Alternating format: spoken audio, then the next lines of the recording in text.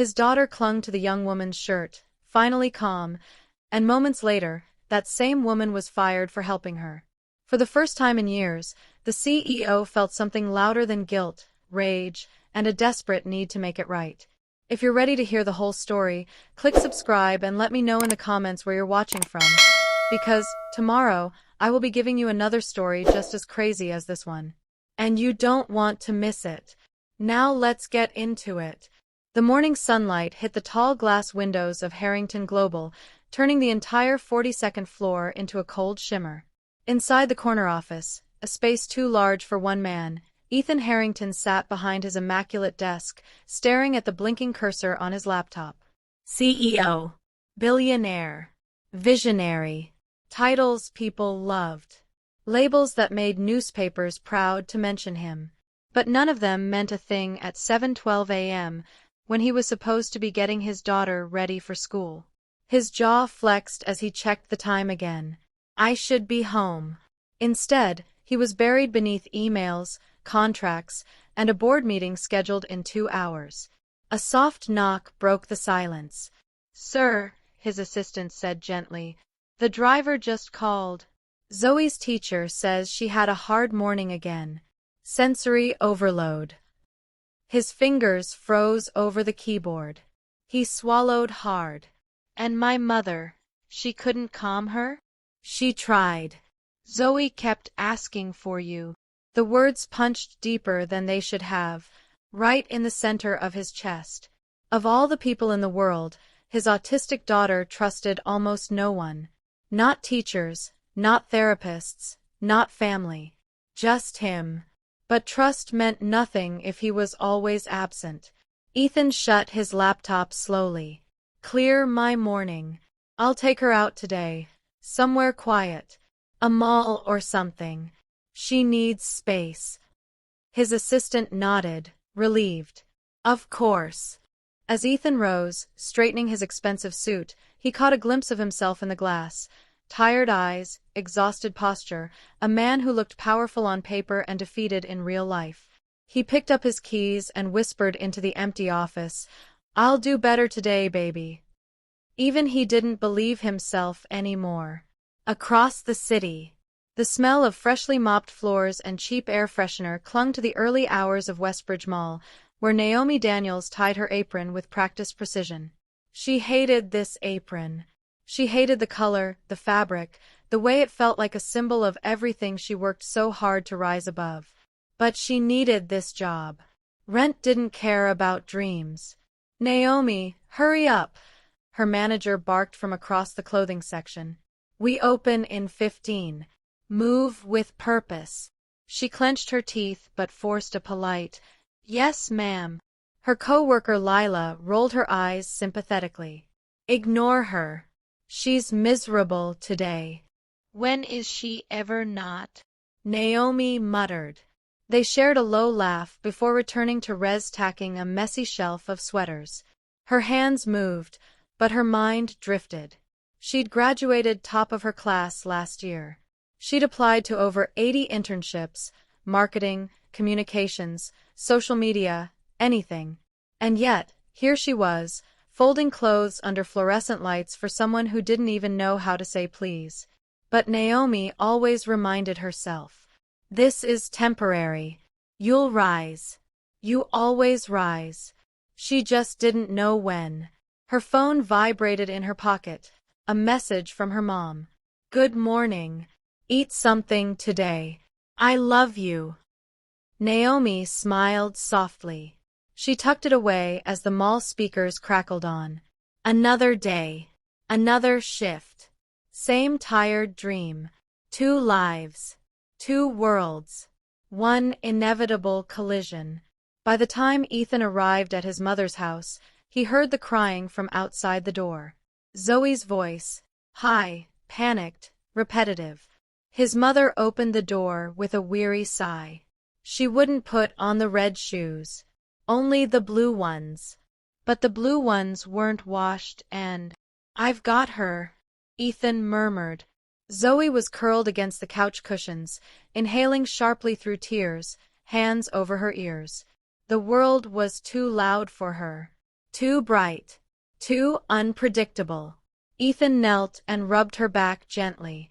It's okay, Ladybug. Daddy's here. Her crying softened, only a little, but she peeked up at him with watery eyes.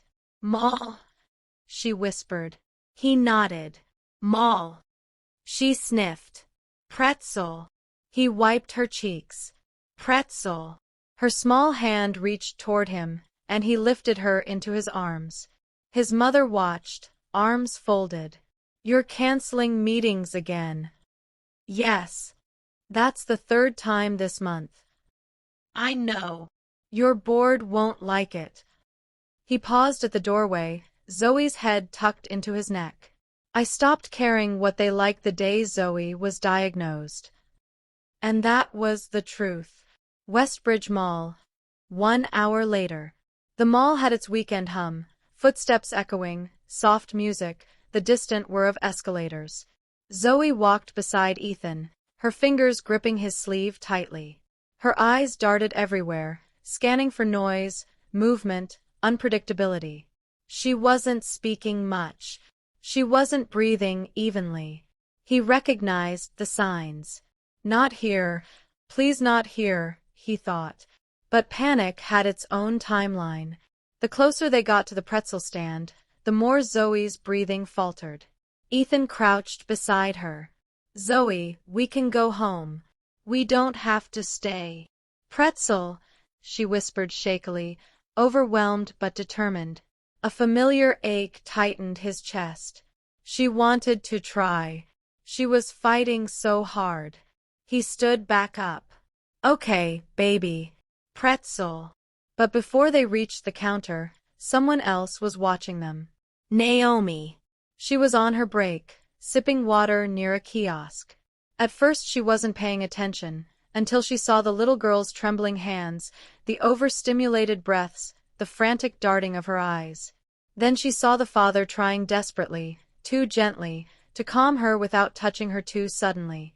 And instantly, Naomi recognized it.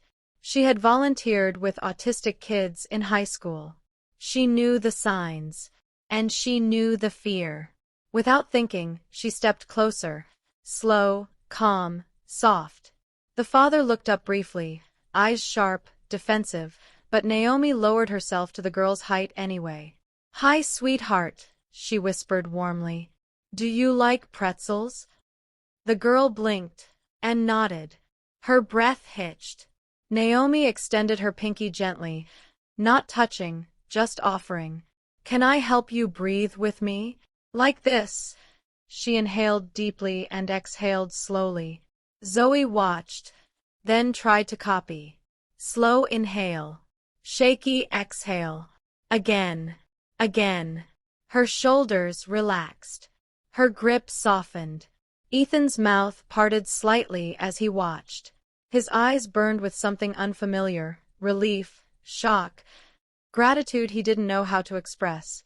For a moment, the whole mall seemed to quiet around the three of them. It was the calmest Zoe had been all morning. But one person didn't care about calm. Naomi's manager stormed toward them, eyes blazing. There you are. Why are you off the floor?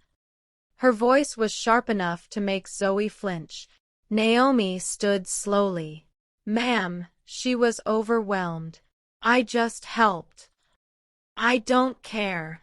You're not paid to babysit strangers' kids. The manager pointed at her apron. You're paid to work. And guess what? You're done here. Zoe gasped softly. Ethan froze. Naomi blinked. Ma'am, please. You're fired. Turn in your apron. The words hit the air like a slap. Ethan's heart punched forward. His daughter clung to his sleeve again, eyes confused and scared. And for the first time in years, something hotter than guilt flooded Ethan's chest, rage. And the unbearable need to make things right. If you saw someone get punished for simply doing something kind, would you stay quiet or speak up? Tell me in the comments. Your voice might inspire someone today. The mall was quieter now, strangely muted, as if the chaos had paused for a moment to watch. Ethan's jaw was tight, every muscle in his body taut with anger he didn't know how to release. Naomi's manager barked orders, her words sharp and venomous, but Ethan's mind was elsewhere. He couldn't stop staring at Naomi, the young woman who had calmed his daughter in mere seconds, who had shown the instinctive kindness he wished he could muster, who had just been fired for doing the right thing.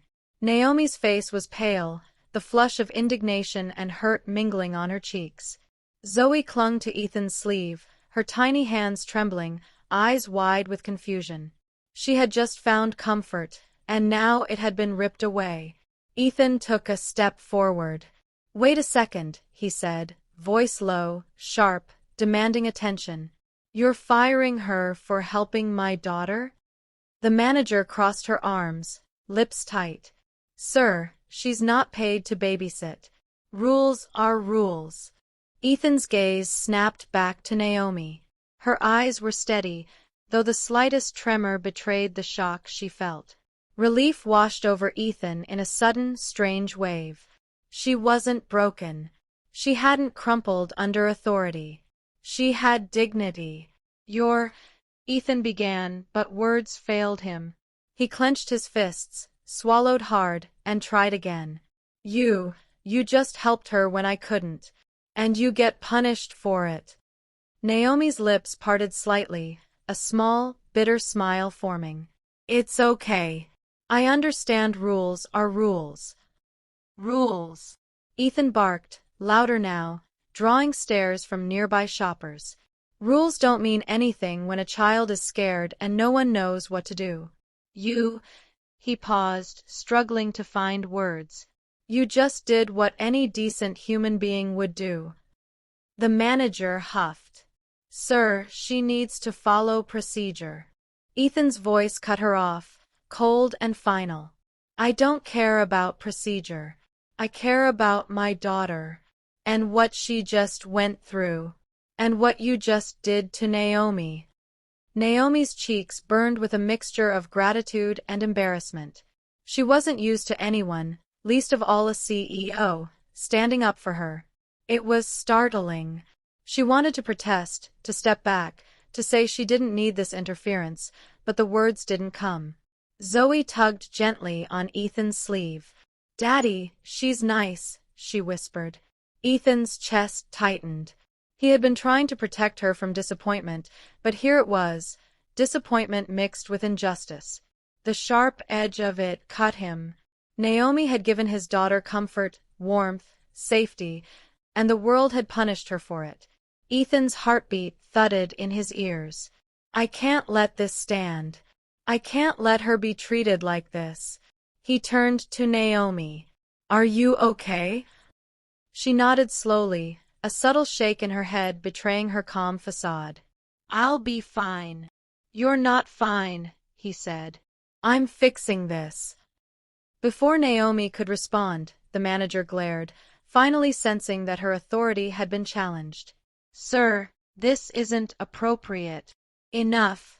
Ethan cut her off. His voice echoed, commanding the attention of everyone nearby. He pulled out his phone and dialed, not even caring who was watching. "I need legal and HR on the line. Now. We're not letting this happen." Naomi blinked, stunned.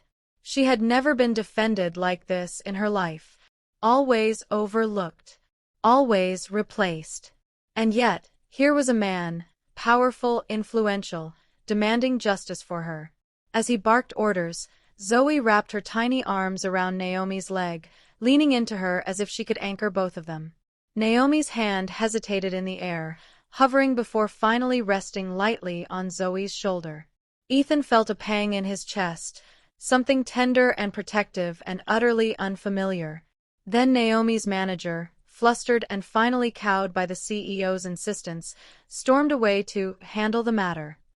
Naomi exhaled slowly, sinking slightly to the floor for a moment, finally allowing the tension to escape her body. Zoe's small hand stayed on her arm, grounding her in that brief, stolen peace. Ethan couldn't look away. Something inside him shifted. Watching Naomi, seeing the courage and kindness in her eyes despite the unfairness she had just endured, he felt a rush of emotions: admiration, guilt, awe, and something darker, deeper, something he hadn't expected. Desire. Maybe. Connection. Definitely. Naomi turned to him, searching his face, silently asking a question he hadn't yet realized he needed to answer. "Thank you," she whispered, almost inaudible over the soft mall hum. Ethan knelt beside Zoe, gently brushing her hair back. "No," he said. "I should be thanking you." The emotional weight of the moment pressed on him: shame for his absence in her life, gratitude for Naomi's presence, and a growing sense of something dangerous. He couldn't walk away from this, not when his daughter had found trust in someone he barely knew. Zoe, sensing the tension and the quiet bond forming, tugged at Naomi's apron again. "Stay?"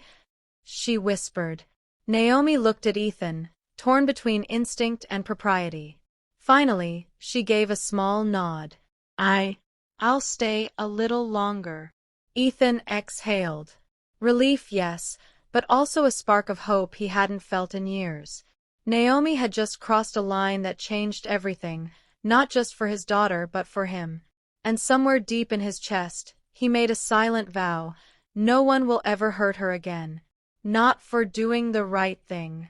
The mall resumed its hum around them, but for Ethan, Naomi, and Zoe, the world had narrowed to that small, quiet circle of trust, kindness, and the undeniable start of something neither of them had expected.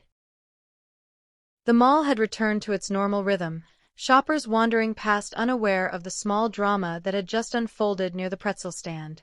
But for Naomi, Ethan, and Zoe, nothing had returned to normal. Naomi sat on a bench, adjusting the straps of her apron and staring at the floor. The warmth she had felt moments ago, the pride in helping Zoe, the quiet satisfaction of doing the right thing, was fading under a creeping weight of doubt. She had been fired. Just for being kind. I should just leave, she thought. Go back to my life. Keep my head down. Zoe tugged at her sleeve again, looking up at her with wide eyes. Naomi, stay? Naomi hesitated. Her heart wanted to say yes, to embrace the small bond that had formed with the child, but reason screamed otherwise. She had rules to follow, a life that demanded caution, and now a reputation threatened by this confrontation. Ethan, meanwhile, had retreated slightly to the edge of the mall walkway, phone in hand as he barked orders to his assistant and HR. He was furious, yes, but also conflicted. This woman had just entered his daughter's life, calmed her, and been punished for it. His instinct was to shield her, to intervene further. But something held him back: pride, protocol, the fear of overstepping. I can't be the guy who swoops in to save her, he told himself. She has to want my help. For a long moment, the three of them sat in uneasy silence. Zoe clung to Naomi, Ethan observing from a distance, the tension thick enough to make the air feel heavy. Naomi finally looked up, her voice small but firm. I don't want you to think I was trying to make trouble. Her words faltered. I just wanted to help. Ethan's jaw tightened. He wanted to say, I know. I see you. But instead he took a deep breath and forced himself to step back. I understand, he said carefully, though the words felt hollow even to him. Naomi's eyes flicked to him, searching for reassurance, and found none. He was withholding, and she felt it, like a barrier she couldn't break. I'll figure something out, she said, standing slowly. Her body felt heavy, weighed down by frustration and embarrassment. Naomi wanted to walk away, but guilt lingered. She had promised Zoe she'd stay, even if just a little. She felt torn between doing what was right for the child and protecting herself from more disappointment. Ethan's gaze followed her as she moved. Something inside him clenched, a mixture of frustration and admiration. He wanted to step forward, to demand she stay, to declare that he would make things right. But every rational part of him hesitated. I can't push her, he thought. Not yet. She has to trust me without force. The mall's chatter felt distant as the tension coiled tighter. Around them, life went on. A mother chased her child past the fountain, a group of teenagers laughed over coffee, the music from a nearby store bled into the air. But none of it touched the weight pressing on the trio. Finally, Naomi turned toward the exit. "I should probably go," she said quietly. "I have things to sort out." Zoe's small hand tugged again. "Naomi." Naomi forced a smile, though it was fragile and tinged with sadness. "I'll see you soon, Zoe. I promise." Ethan watched her go, helpless. Every instinct screamed at him to follow, to stop her, to do something. But he stayed rooted, observing as Naomi's figure disappeared into the crowd. The silence between him and Zoe stretched uncomfortably. The little girl's fingers curled around his hand, and he pulled her close, feeling the mix of pride and helplessness tighten in his chest. "She's extraordinary," Ethan admitted silently. "And I can't let her go through this alone." Hours later, Ethan sat in his office, replaying every moment of the mall in his mind. Naomi's quiet courage, the way she had approached Zoe, the gentleness in her voice, it haunted him. He knew she was brilliant, principled, and brave. And yet, he hadn't reached out. He hadn't done anything to bridge the gap that pride and circumstance had created. Naomi, meanwhile, had returned to her apartment, pacing the small living room. Her mind raced. She had helped a child. She had been fired for it. And now she felt watched, measured, and analyzed by a man she didn't know yet. She didn't trust herself to navigate this new dynamic, though a strange warmth lingered in her chest, an unfamiliar pull she couldn't quite name. The world had rewarded kindness with punishment, and now the consequences stretched far beyond a lost job. Naomi's pride whispered that she should never let herself be vulnerable again, while her heart whispered something else entirely. And somewhere deep down, she realized, he's not going to let me walk away so easily. Have you ever wanted to step forward for someone but hesitated out of pride or fear? What would you do if someone you respected was hurting someone you care about? Share your thoughts in the comments. Your insight might change how someone sees courage. The storm hit without warning. Thick, gray clouds had been gathering all afternoon, but no one at Westbridge Mall expected the sudden downpour that now pounded against the glass roof. Shoppers scattered, umbrellas barely holding against the wind. Zoe clutched Ethan's hand tightly, dragging him toward the nearest exit. Naomi had just stepped out of a nearby boutique when the rain started. She froze as she saw Ethan and Zoe struggling against the torrent. Without thinking, she ran toward them, her coat flapping and shoes squeaking against the wet tiles. "Wait!" she called out, dodging a couple with a collapsing umbrella. Ethan glanced up, frustration and relief clashing on his face. He didn't want to accept help, not from anyone, but the storm left him no choice. He waved Naomi over, and she joined them, grabbing an umbrella and shielding Zoe from the rain. Zoe's small body shivered. Naomi knelt beside her. "It's okay, Zoe. We've got you. Just stay close to us." Ethan watched silently, his pride warring with necessity. This woman, Naomi, had already been fired for helping his daughter. Yet here she was, instinctively stepping in, taking charge, protecting them both. They moved toward the parking garage, the rain turning into a curtain of water. Ethan's car was a few rows away, and the wind made it impossible to navigate without assistance. Naomi grabbed Zoe's hand and, without waiting for permission, guided her while Ethan ran ahead to open the car door. Inside the car, Zoe curled against Naomi, still trembling from the shock of the storm. Ethan slid into the driver's seat, glancing at Naomi. "Thanks," he said, voice low, not meeting her eyes. Naomi shook her head. "Don't mention it." She was scared. "You were doing your best, but—" She trailed off, eyes flicking to Zoe. "Sometimes kids need someone a little different. Someone who understands." Ethan's chest tightened.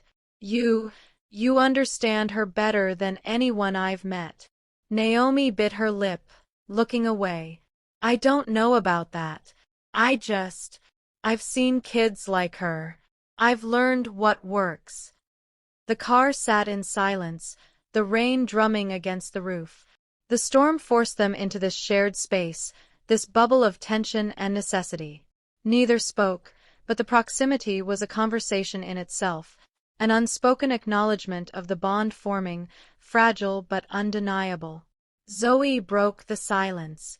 Pretzel? She asked, small voice trembling. Naomi smiled gently. Not right now, baby. Let's get dry first. Ethan reached back, brushing a damp strand of hair from Zoe's face. She's lucky to have you here, he said, eyes meeting Naomi's briefly before looking back at his daughter. Naomi's heart thudded. Lucky. Or needed. The thought lingered in her chest. She had been trying to detach, to protect herself from involvement, but Ethan's presence and the storm's chaos had thrown that plan into disarray. They drove in silence, each lost in thought. Ethan's mind raced. He couldn't stop thinking about Naomi, about how quickly she had connected with Zoe, about how easily she had slipped past every wall he had built around his family. Naomi, meanwhile, considered the strange pull she felt toward this man. Proud, distant, commanding, but vulnerable in ways he didn't yet show. She hated the thought of being affected by someone like him, yet she couldn't deny the warmth that had settled in her chest when he had defended her, when Zoe had clung to her like she was the only safe anchor in the storm. By the time they reached Ethan's house, the rain had subsided, leaving puddles reflecting the golden glow of the porch lights. Ethan opened the door, ushering Zoe inside and letting Naomi follow. Stay dry, he said, a little awkwardly, realizing he didn't know how to invite her in without overstepping. Naomi nodded.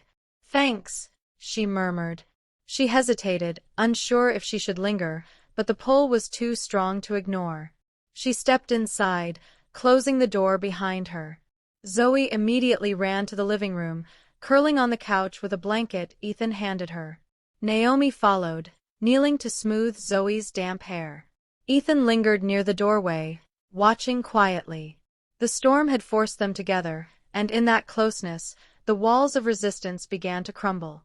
Naomi's presence was comforting to Zoe, and Ethan couldn't deny the relief that came with having someone he trusted nearby. He wanted to speak, to bridge the gap between them, but every word felt too heavy, too premature. Instead, they sat together in quiet proximity.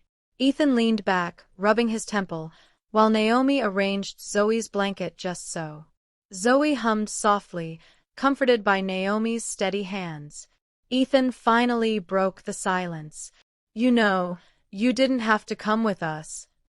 Naomi shrugged, not looking up. Someone had to. She's a kid who doesn't understand all the rules of the world yet. Someone needs to understand her. Ethan's chest tightened again. Someone like you, he thought, realizing he had never felt so aware of another adult's impact on his daughter, or on himself. For Naomi, the storm had forced her into proximity she hadn't anticipated. The closeness, the shared concern, the vulnerability of Zoe, they had created a tension she didn't know how to release. And yet, she felt something unexpected, a flicker of hope, of trust, of connection. The rain had passed, but the emotional storm remained. And for the first time since the mall incident, Ethan and Naomi found themselves bound together, not by obligation, not by circumstance, but by necessity, by shared concern for the little girl who had already captured both their hearts. The house was quiet now. Zoe had disappeared into her room, arranging stuffed animals in a meticulous line along the bed. Ethan and Naomi remained in the living room, an unspoken tension hanging between them like the lingering scent of rain. Naomi sat on the edge of the couch, hands clasped tightly in her lap, eyes downcast. Ethan, still standing near the doorway, watched her. He could feel the vulnerability emanating from her, as though she carried the weight of 1,000 battles he could only glimpse. Finally, Naomi spoke, voice low. I didn't always work in retail. I studied social work. I wanted to help kids like Zoe. But life, it doesn't always follow the plan you make. Ethan's eyebrows rose slightly. Social work. Naomi nodded, swallowing hard. I wanted to make a difference, but my mom got sick, and I had to take care of her. Jobs came and went, responsibilities piled up. And somewhere along the way, I forgot to take care of myself. Ethan felt a pang of recognition. He, too, had sacrificed pieces of himself for obligations that weren't negotiable. His company, his daughter, his reputation, they demanded everything. Love, care, and patience often had to wait. Naomi's eyes flicked up, and she finally met his gaze. So when I see a child struggling, I can't just walk away. Not anymore. I've done that too many times before. Ethan nodded slowly, understanding more than he could articulate. I know what that feels like. He sank into a chair across from her, suddenly uncharacteristically raw. I've been trying to shield Zoe from everything. From disappointment, from pain, from the world. But sometimes, in trying to protect her, I fail. And I hate that. Naomi's lips pressed together, her fingers tightening. She had expected him to be distant, controlled, untouchable. But here now, he was just a father, flawed and human, desperate to do right by his child. For a long moment, silence stretched between them, not awkward, but charged. Each realized that the other carried scars invisible to the world. Scars shaped by responsibility, sacrifice, and a fierce desire to protect those they loved. I didn't tell you this, Naomi said finally, voice trembling slightly. But my younger brother, he's autistic. He's 10 years old. I've spent years learning how to help him navigate the world, how to give him comfort without overwhelming him. He's why I knew what to do at the mall. Ethan's chest tightened. He had felt it instinctively, the ease with which Naomi connected with Zoe, but the truth made it almost unbearable. Her empathy was born of experience, of love, of patience learned through hardship. And Naomi exhaled, a tremor in her words. I wasn't prepared to be fired for doing what I thought was right. I'm not used to people understanding why I do what I do. Ethan leaned forward, elbows on his knees, gaze steady. Naomi, I understand. And I'll make sure no one treats you like that again. Not my daughter, not you. Her eyes softened. She wanted to smile but feared it would seem too eager. Yet, a flicker of relief passed through her. Someone finally saw her, truly saw her. Ethan shifted slightly, almost reluctantly. I wasn't always a father who got it right. I've made mistakes, missed moments. Zoe deserves more than my presence from 9 to 5. She deserves someone who truly sees her. Naomi's hands relaxed. She had anticipated arrogance, coldness, indifference. Instead, she felt something rare, honesty, vulnerability, a willingness to admit imperfection. For the first time, the emotional distance between them narrowed. It wasn't gone. Pride, caution, and circumstance still lingered, but there was now a bridge, shared understanding of struggle, sacrifice, and love. Zoe's voice floated from the hallway. Mommy says dinner's ready. Naomi smiled faintly. I'll go check on her, she said, rising. Ethan stood as well, a faint tension lingering in his shoulders. I thank you for today, for helping Zoe, for standing up, for everything. Naomi hesitated, then nodded, a small flicker of warmth in her eyes. We both want what's best for her. The storm outside had passed, but the storm within them, pain, pride, fear, hope, remained. Yet, in this quiet living room, shared vulnerabilities had begun to soften edges, reveal truths, and create the possibility of connection that neither had expected. And somewhere, silently, a promise was being made, that despite mistakes, obstacles, and the world's indifference, they would find a way to protect the child who had unknowingly bound them together, and maybe, in the process, discover something more for themselves. Have you ever met someone whose past experiences mirrored your own struggles? How do shared pain and understanding change the way we connect? Share your story in the comments. Someone reading it might feel less alone today. The evening had settled into a warm quiet. The rain had left the streets outside glistening, reflecting the amber glow of the porch lights.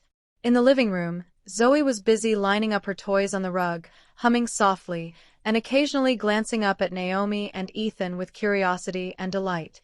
Naomi sat on the couch, sipping the tea Ethan had brought her without comment. It was strong, slightly bitter, exactly what she liked. Ethan leaned against the doorway, arms crossed, observing the girl and the woman who had so effortlessly captured her attention, and he realized his own. For a moment, they simply watched Zoe, sharing the silence. There was no tension, only presence. A subtle acknowledgement that they were navigating uncharted territory together. Naomi broke the quiet first, voice soft. You know, she's incredible. I've never met a child like her. She's so open, so aware. And she trusts so easily, when she wants to. Ethan nodded, a faint smile tugging at his lips. She's been through a lot. I try to protect her from too much chaos. But sometimes I fail. And then I watch her navigate it on her own, and I wonder if I've been enough. Naomi tilted her head, thoughtful. You've done more than you realize. She feels safe with you. And yet, she also knows how to find comfort in others. That's rare. Ethan glanced at her, realizing that Naomi was speaking not just about Zoe, but also to him, indirectly. He swallowed, emotions tight in his throat. You're remarkable, you know that? The way you helped her today, it was effortless. And yet, the right thing to do every step. Naomi's cheeks warmed. I know what she needed. I've done it before. It's not remarkable. It's necessary. But Ethan shook his head, a faint laugh escaping him. Necessary? Maybe. But not everyone has the courage to act, especially when it risks everything. Naomi's eyes softened. For the first time she felt seen, not just for what she did, but for who she was. The walls she had built around herself began to tremble under the warmth of genuine acknowledgement. Zoe, sensing the shift, tugged gently at Naomi's sleeve. Story? She asked, voice small.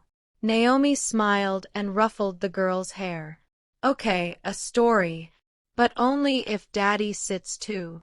Ethan complied without protest, sitting cross-legged on the floor beside them.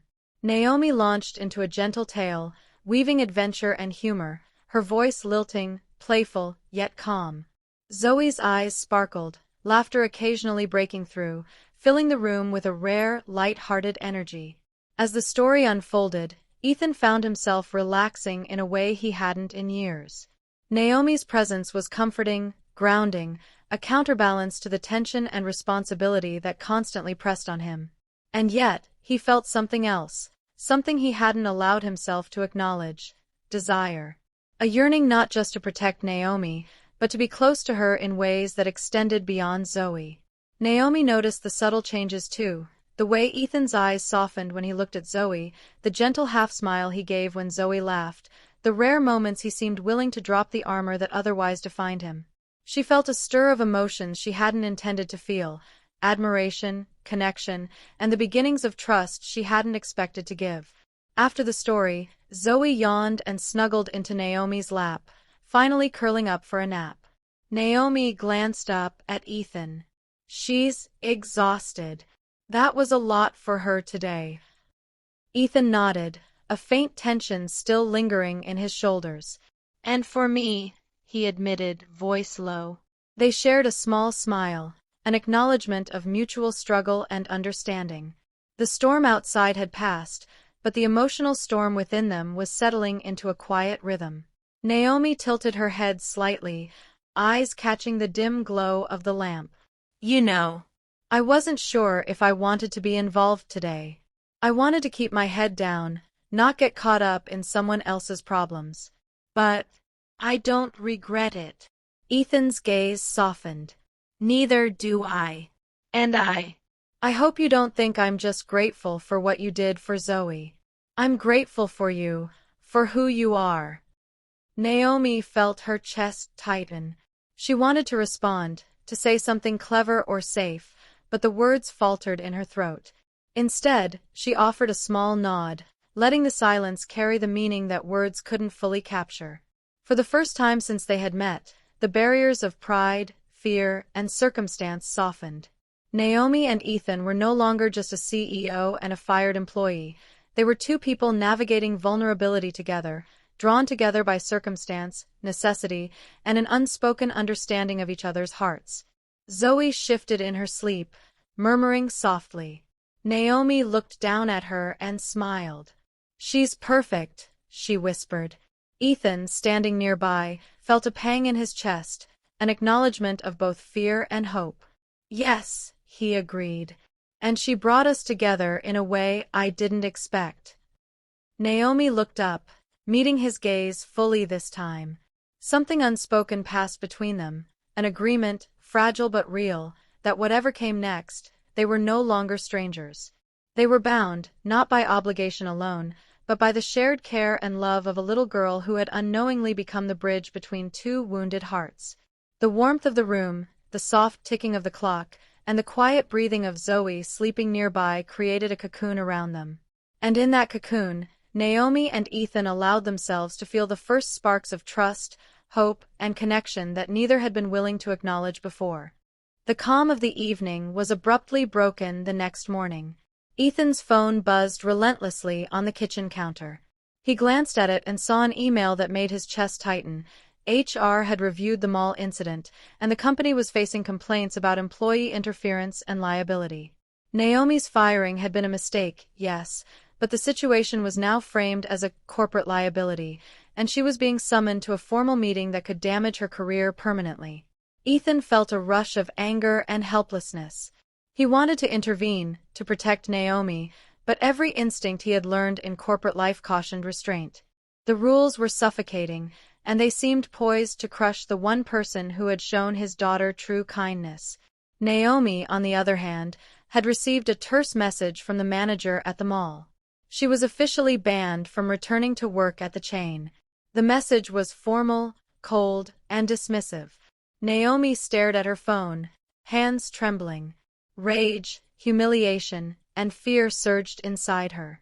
"I tried to do the right thing," she thought. "And now it's all against me." By late afternoon, Naomi had arrived at Ethan's house, not by invitation, but because she felt compelled to seek clarity and guidance.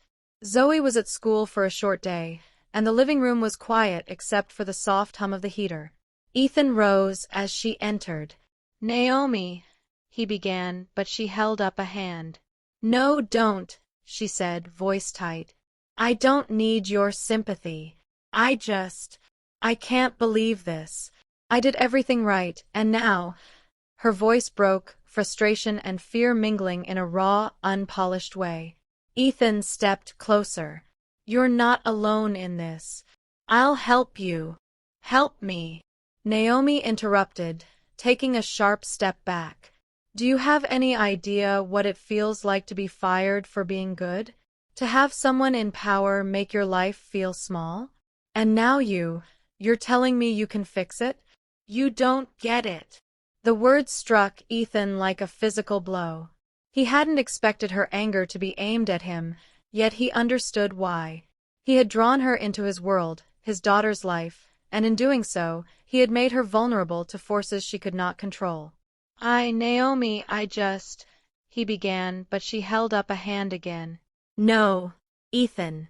I don't need your words. I need space. I need to figure out how to be me without getting stepped on again. I don't know if I can trust you to keep this from destroying me." Her departure was swift and tense, leaving Ethan standing in the empty living room. The room that had felt safe, warm, and intimate yesterday now felt cold and cavernous. He felt the first true sting of helplessness, the sharp edge of his inability to control life's chaos. Hours later, Ethan sat at his desk in the home office, replaying their last conversation. His pride fought him, whispering that Naomi would come around, that she'd realize he was on her side. But another part of him, deeper and more anxious, feared that the bond they had built, fragile, tentative, had been shattered beyond repair. Meanwhile, Naomi returned to her small apartment, slamming the door behind her. She leaned against it, breath ragged. Tears burned behind her eyes, mingled with the anger that wouldn't settle. She had allowed herself to trust, even just a little, and now she felt betrayed. Not by Ethan intentionally, but by circumstance, by the rules, by life itself. I shouldn't have let anyone in, she thought. Not him, not Zoe. I should have stayed invisible. Zoe, sensing Naomi's absence later in the evening, hugged her own stuffed bear tightly and whispered, "Naomi, please don't go."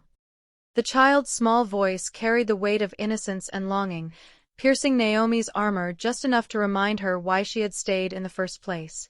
Despite the tension, neither Ethan nor Naomi spoke again that night.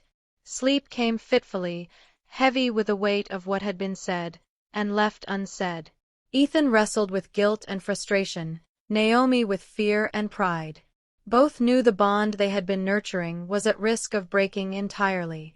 By the time the morning light spilled across the living room, the emotional fallout had solidified. Ethan knew he needed to act, to reach out, to repair what had been damaged, but he also knew he had to tread carefully. Naomi had shown strength, resilience, and vulnerability, and the last thing he could do was force her trust again. Naomi, meanwhile, resolved to protect herself. She would not be dismissed, nor would she allow anyone, including Ethan, to compromise her sense of self. And yet, deep down, a quiet part of her ached for connection, for understanding, for the bond she had briefly felt, and almost lost. The stage was set. Pride, fear, and circumstance had forced them apart, but the threads of connection, though strained, had not broken completely. And somewhere deep inside, both knew that the next choice, whether to fight, to forgive, to trust, would determine not just the fate of their bond, but of the little family they were beginning to form. Have you ever felt betrayed by someone you trusted, even unintentionally? How do you rebuild connection when misunderstandings threaten it? Comment below. Share your experience with trust, conflict, or reconciliation. The next morning dawned pale and quiet. Sunshine filtered through the blinds, but inside Ethan's house, the air felt heavy, thick with unspoken words and hesitant intentions. Zoe sat at the breakfast table, her cereal untouched, eyes darting between the two adults who had been at odds since the previous day. Ethan lingered near the kitchen counter, coffee in hand, staring at the steam curling upward, as if the swirling vapor could carry his thoughts for him. He knew he couldn't avoid it any longer. The moment demanded action. Pride would no longer suffice. He took a deep breath, thinking of Naomi's words, her hurt, her pride. She's strong and she's hurt, but she trusts Zoe. And maybe, in time, she could trust me too. The phone vibrated on the counter. A message from Naomi. "We need to talk. Can I come over?" Ethan felt a rush of relief and tension. Relief because she had reached out, tension because he knew that one wrong word could undo everything. He typed a reply almost instinctively. "Yes, please come." Minutes later, Naomi arrived, coat damp from the morning drizzle, hands tucked into her pockets. Her eyes met Ethan's briefly, a mixture of caution, fatigue, and a spark of something deeper. "Good morning," she said softly, voice steady despite the undercurrent of tension. "Good morning," Ethan replied, trying to keep his tone neutral. But he could feel his heart thudding, awareness sharpening with every second of proximity. They stood there, measuring each other, aware of the fragile bridge between them. Zoe tugged gently at Naomi's sleeve, reminding her silently that the little girl had anchored them both in a shared purpose. Naomi broke the silence first. I'm sorry for how I reacted yesterday. Ethan raised a hand. "No. I should apologize too. I wanted to help, but I didn't know how to approach it without making you feel like I was taking over. I see that now." The admission softened Naomi's guarded posture. She exhaled, letting a fraction of the tension slip away. Thank you. I appreciate that. It means a lot that you understand. Ethan stepped slightly closer, careful to respect her space yet bridge the distance that had formed. Naomi, I can't let you be punished for doing the right thing. I won't. And I don't want to lose the bond you've formed with Zoe. With us. Her eyes softened, emotion flickering across her features. Grief, relief, and a tentative hope. I don't want to lose it either, she admitted, almost in a whisper. For a moment, they stood there, letting the weight of honesty and vulnerability fill the room. The choice lay before them: retreat, protect themselves with pride, or step forward, risking everything to embrace connection. Zoe, sensing the gravity of the moment, tugged at Ethan's sleeve. Daddy, please.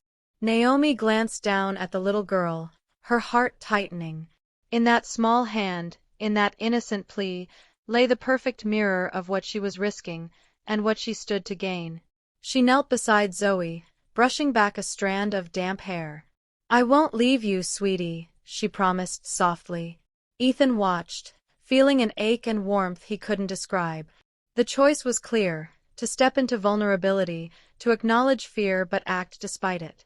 He took Naomi's hand gently, feeling the slight tremor that betrayed her own internal struggle. Naomi, I need you to know that this isn't just about Zoe, he said, voice low but firm.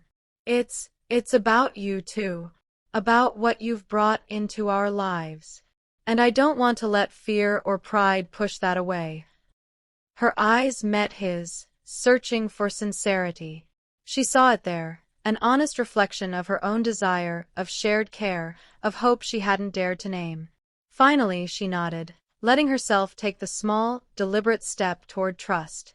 The tension in the room lifted almost imperceptibly, replaced by a quiet warmth that spread with gentle certainty. Zoe giggled softly from the table, and Naomi allowed herself to smile back. Ethan exhaled, a smile tugging at his lips. We'll face everything together, he said. No more running, no more distance. Naomi's hand lingered in his, a silent affirmation. Together, she echoed. It wasn't perfect. The world still demanded caution, rules still threatened conflict, and pride still whispered doubt. But for the first time, they chose connection over fear, trust over hesitation, and love over pride. Zoe clapped her hands, delighted with the reconciliation she had unwittingly orchestrated. Naomi lifted her into her lap, and Ethan watched them with a heart swelling with emotion, relief, and the quiet thrill of unexpected love. The choice had been made. Both of them had risked vulnerability, embraced honesty, and stepped forward, into trust, into care, and into the fragile, beautiful possibility of a shared life, however unconventional it might be. The sun rose slowly over Westbridge, painting the sky with soft pinks and golds. For the first time in days, the house felt light, not just in brightness, but in the quiet, comforting warmth of trust restored. Naomi stirred in the kitchen, making breakfast for Zoe, who was humming happily, sitting at the table in her favorite chair. Ethan entered, loosening his tie and running a hand through his hair. His eyes softened as he watched Naomi move with ease, preparing Zoe's favorite pancakes with a smile that felt genuine, unguarded. You're up early, he said gently. Naomi glanced at him and smiled faintly. I wanted to make sure Zoe had a good start to the day. And I wanted to see if we could start fresh too. Ethan nodded. We can. We will. He paused, watching as Zoe reached for Naomi's hand to help guide a plate toward her. Thank you, he said quietly, almost to himself, for everything. For caring when it mattered, for standing by her, and for staying. Naomi felt a warmth spread in her chest, a mixture of relief and joy. We've come a long way in a short time, she said softly. But Zoe, she's worth every step. Zoe's giggle interrupted them. Can we go to the park after breakfast? She asked eagerly. Ethan smiled, crouching down to meet her gaze. Absolutely, princess. He glanced at Naomi, a silent question in his eyes. Naomi met his gaze, understanding the unspoken exchange. "I'd love that," she replied. The morning passed with light-hearted laughter, pancakes, and playful teasing. The tension that had weighed so heavily on them for days had evaporated, replaced with ease, trust, and shared purpose. Zoe's laughter filled the house, a testament to the fragile yet enduring bonds that had begun to take root. Later, in the afternoon, Ethan led Naomi and Zoe to the park. The sun was higher now, bathing the playground in golden light. Zoe ran ahead, calling for Naomi and Ethan to join her on the swings. Naomi took a seat beside Ethan on a bench, the air carrying the scent of blooming flowers and freshly cut grass. She let herself breathe, allowing the small moments of normalcy to wash over her. Ethan reached out, brushing a damp strand of hair from her face. "You know," he said softly, "I was worried we wouldn't get here. That pride and circumstance would keep us apart." Naomi's eyes met his, warm and steady.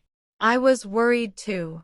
But sometimes the right choice isn't the easy one. And today, I'm glad we chose it." They sat in silence for a moment, watching Zoe laugh as she pushed herself higher on the swing, wind tugging at her hair. In her joy, they found a reflection of the trust and connection that had been forged through shared struggle, care, and courage. "Zoe's happiness, it brought us together," Ethan said quietly. "And I don't ever want to take that for granted." Naomi smiled, letting herself feel the full weight of the day's events, the storms they had weathered, the misunderstandings overcome. "Nor I," she said. "I've learned that connection, real connection, is worth every risk." Ethan nodded, gently taking her hand in his. The touch was soft but affirming, a tangible acknowledgement of trust, respect, and the unspoken promise of love. As the afternoon stretched on, the three of them played in the park, laughter echoing, shadows lengthening with the setting sun. And in those moments, Naomi realized that she had found more than just a bond with Zoe. She had found a partner in Ethan, someone who could see her, value her, and stand beside her through challenges big and small. The mall incident, the storm, the misunderstandings, all of it had led to this, a fragile but strong family unit, stitched together by care, courage, and the willingness to choose love over fear. As they packed up to leave, Zoe ran ahead, skipping and laughing, her small hand slipping into Naomi's. Ethan followed, his hand brushing Naomi's once more, a silent affirmation that their journey wasn't over, it was only beginning. At the car, Ethan looked at Naomi with a soft smile. "You've changed my world," he said, voice low, sincere. Naomi returned his gaze, feeling a warmth she hadn't allowed herself to feel in a long time. "And you've changed mine," she replied. The drive home was filled with quiet conversation, Zoe's occasional laughter, and the comforting knowledge that whatever challenges lay ahead, they would face them together. That evening, as Naomi tucked Zoe into bed, she whispered, "Remember, you're never alone. We're always here." Zoe hugged her tightly. "I know, Naomi. I love you." Naomi smiled through her own tears, brushing a kiss across the child's forehead. "I love you too, baby. Always." Later, sitting together on the porch, Ethan and Naomi watched the stars emerge one by one, the night calm and serene. The world outside continued in its busy rhythm, but within their small circle, all was right. Naomi leaned her head on Ethan's shoulder, and he wrapped an arm around her. The emotional storms had passed. They had faced fear, misunderstanding, and pride, and emerged stronger, connected, and open to love. And in the quiet, under the vast expanse of the night sky, they knew that this family, this love, this bond, was the victory they had both been waiting for. Thank you for watching this story to the end. If you enjoyed this story, you will surely love the next one. It's as crazier and more intriguing as you can ever imagine. So do check it out. Click on the image showing on your screen right now to watch the next one.